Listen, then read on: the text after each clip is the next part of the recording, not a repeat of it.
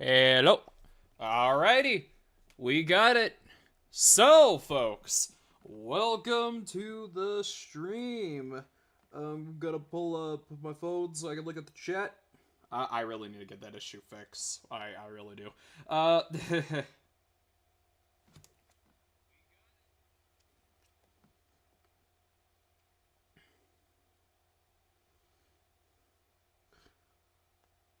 so there's a few things I want to talk about tonight. Well, first off, could we be seeing the return of Saturday Night Live? The real Saturday Night Live, you know, the pre 2005 Saturday Night Live, the pre before my existence Saturday Night Live. Okay, so all the Saturday Night Live cast and writers leaving ahead of season 51. Woo-wee! Washed in pain! Please talk about this tomorrow, Friday Night States. Please talk about this tomorrow. Please talk about this tomorrow. Please talk about this tomorrow. Anyway, hold on. Sorry, I had a burp. Excuse me. So, if this is true, first off, there sure as hell is a cultural shift going on. If Saturday Night Live, of all things, is changing. Because recent Saturday Night Live, the popular insult is that it's not funny, which is true. Their Johnny Depp and Amber Heard skit was dog shit. And I'll admit their 2020 skit, their election 2020 skits were a little, were all right. You know, like, it was mostly saved by Jim Carrey and Alec Baldwin's performance as both presidents, even though they still went hard after Trump. They barely went after Biden. Like that's the thing with a lot of media. All right. And also what I find strange is that Jim Carrey went silent on his politics, you know, after the whole after he played Joe Biden on Saturday Night Live. Could it be from the kindness of his heart and he's like, "Okay, I'm going too extreme. I need to calm myself down." Or he just happens to stop talking for a while. Yeah, that's what I've noticed about Jim Carrey as of late. So yeah, I really do congratulate him on that. But yeah, can I recount any other recent Saturday Night Live things? Well, of course they did a few funny things like the Squid Game song with Rami Malek. I'll admit the Mario Kart skit with Pedro Pascal that was kind of clever. And everything else, most of modern day Saturday Night Live is making fun of the right. Is making fun of the right and their politics. And oh yeah. The one time I could remember they went full in on the left was they did that newscast skit with where they were trying to make fun of cancel culture, and then they were saying a baby is getting canceled because she was crying when a black person was delivering her. All right, that was good. They knew what they were doing. Oh, speaking of black in modern day Saturday Night Live, when they were announcing a Black Superman movie, that movie's never gonna fucking happen. Thank God. The fucking dude said, a black Superman makes sense because Superman was abandoned by his parents as a baby. I'm not shitting you.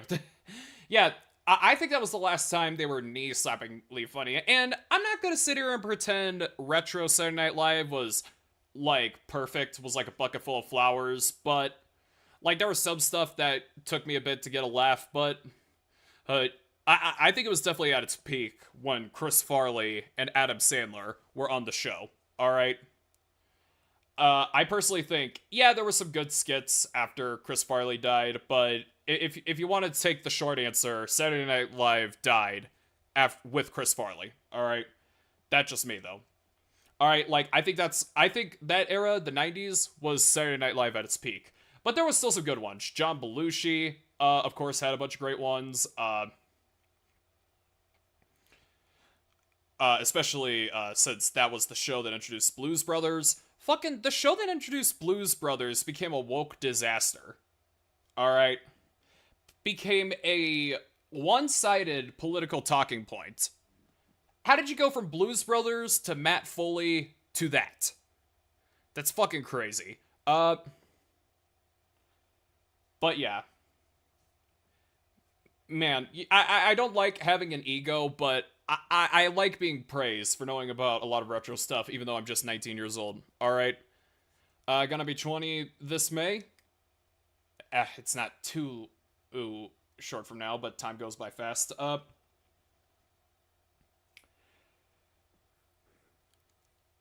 But yeah,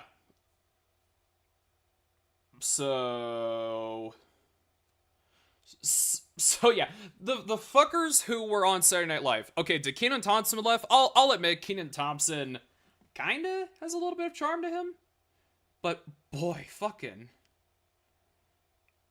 Heidi Gardner, Emil Wakim, and Devon Walker all announced their departure from Saturday Night Live. Everyone is leaving. Almost everyone is fucking leaving. Yeah. Coincidence? I think not. My god, this article that I have on Rolling Stone on my phone. Whoa, that's a lot. But, yeah. So I hope we get some good skits. Like, if you do political skits, please be fucking neutral. Alright, I say neutral because, like, this woke era has really taught me to, kind of be accepting of the other side. Like, you don't want to give other innocent people the same shit you got. And I really hope you, the viewer, regardless of where you lean, figure knows that. But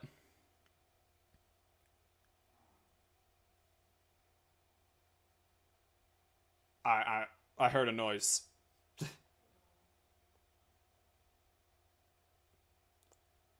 I'll probably figure out what it is. Seems to be coming from on top. Anyway,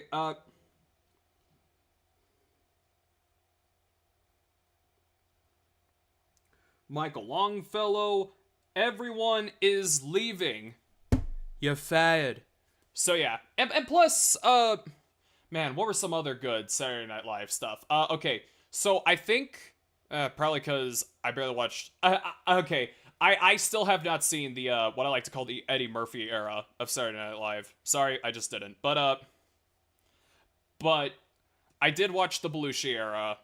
I just name all the eras based on the famous stars who just happen to be dead. The Belushi era, the Farley era, the Saturday TV Funhouse era. Those were good. Saturday TV Funhouse. So yeah, like, not only could we be getting neutral comedies again, but we could be getting comedies again. All art is political fuckers. How is fucking Matt Foley political? Oh yeah, right. You only say all art is political because you want to justify your own strawmanny divisive shit into media. Yeah, that's what you want. But okay, so still no one in the chat. So that's it for Saturday Night Live. Yeah, I was just expecting Saturday Night Live to be gone by the next 4 years. You know.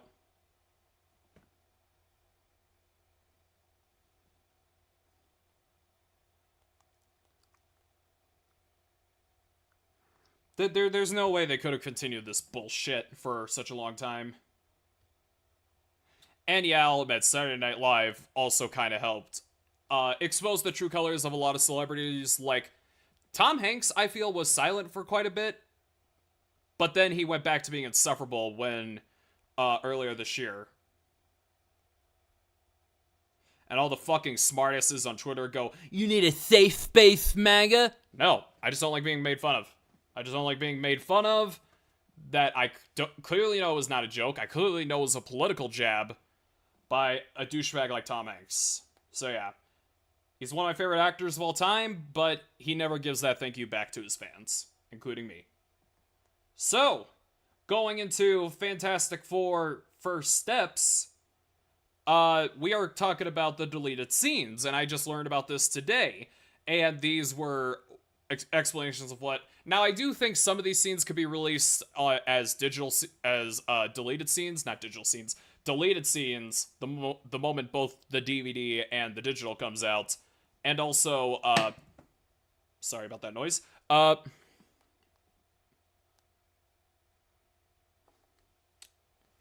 So, so I think it's gonna be co-releasing on Disney Plus. It has to be. So originally the movie didn't open with Reed and Sue finding out about her pregnancy, but was instead the ABC special celebrating Fantastic Four Day. That Now, funny enough, people, there are a lot, and I mean there are a lot of things similar to a plot leak I've heard a while back in this reported deleted scenes. In the final cut, the four were presented when the curtain lifted at the Ted Gilbert show, blah, blah, blah. Originally, they had disappeared to then deal with Red Ghost. That's what I heard from the plot leak back in April. There was quite a bit more to Red Ghost and his monkeys. Red Ghost set up diversions to keep the four away so that he could steal their ship. But Reed figured that out. He hurries back to the Baxter building, where he fights a bunch of the monkeys and then stops Red Ghost. But that's not the end of Red Ghost, but we'll get to that at the very end. At one point, Sue gets info that Mole Man wants to start a revolt in Subterranea, so she turns invisible and sneaks up on him, there to have a discussion with him. The scene where Mole Man visits the Baxter building later in the movie is new and was not present in the original cut. Now, all I could say is, good guy Mole Man fears dropped. Thank God, because the prequel comic and the interviews, they tried making it seem like Mole Man was going to be portrayed as a good guy. And it would have been equally as a deal breaker for me. Just like female Silver Surfer, that would have been a deal breaker for me. Because, yeah, you pay tribute that he's the first villain they fought, but that still doesn't excuse the fact that he should have been the villain of this movie, and you're just turning him to a good guy. That was my fear. But it looks like that was not going to be their plan. But yeah. And also the prequel comic. Man. The prequel comic would have been perfect if they did not say Mole Man was a misunderstood good guy. But apparently that comic is supposed to be if that universe made a licensed comic. And so maybe it could have been I wouldn't say a propaganda piece, but more of like something fictional. I don't know. To like give a better perspective on Mole Man. That's just me though. Now this one, I think we can all come to terms that we all agree was cut. There were a lot of scenes taking place in the Baxter building that were cut, especially in the lab/main control room, most of which were just dialogue. Okay, so that's fine with me.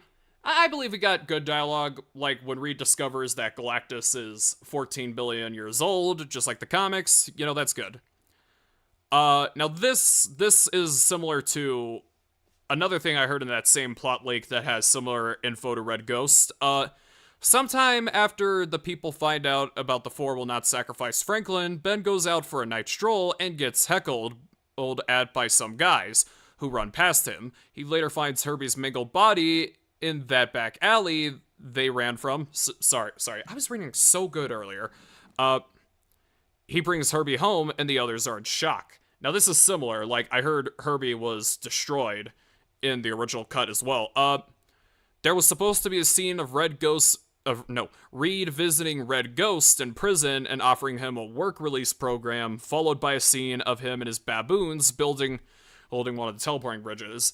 First of all, Marvel, there's only one baboon. If you're talking about all the monkeys, there's like 3. So yeah, so from what I'm getting at from the concept art and what we saw from the orangutan, because the orangutan in the comics has magnet powers. So he's Monkey Magneto. It looks like the apes were not going to have their powers yet.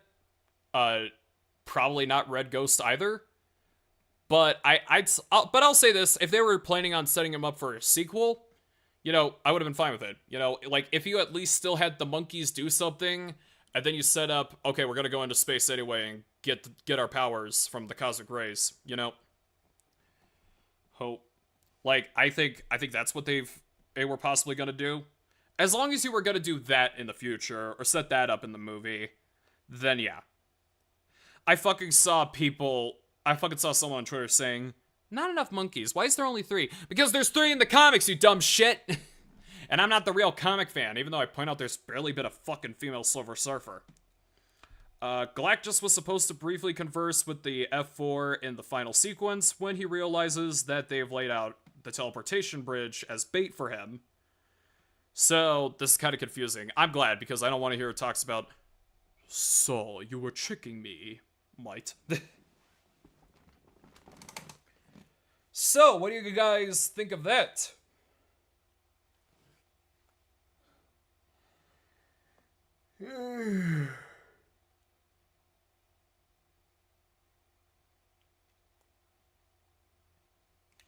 Yeah, you could tell there was so many cut shit from the movie, because, especially in the post-credit scene where it's the cartoon, it's really fucking hard to find on YouTube as well, because every time I type in Fantastic Four First Steps post-credit scene, it's always the scene with Doctor Doom. It's never the cartoon, alright? It's never the cartoon that plays at the end of credits.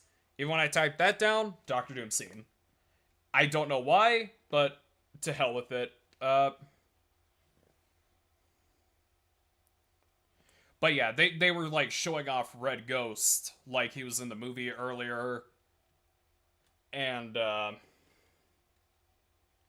they also established there are 3 apes too. I think it would have been stupid if they had more than just 3 apes, especially of the same breed, but that's just my comic brain like speaking. So,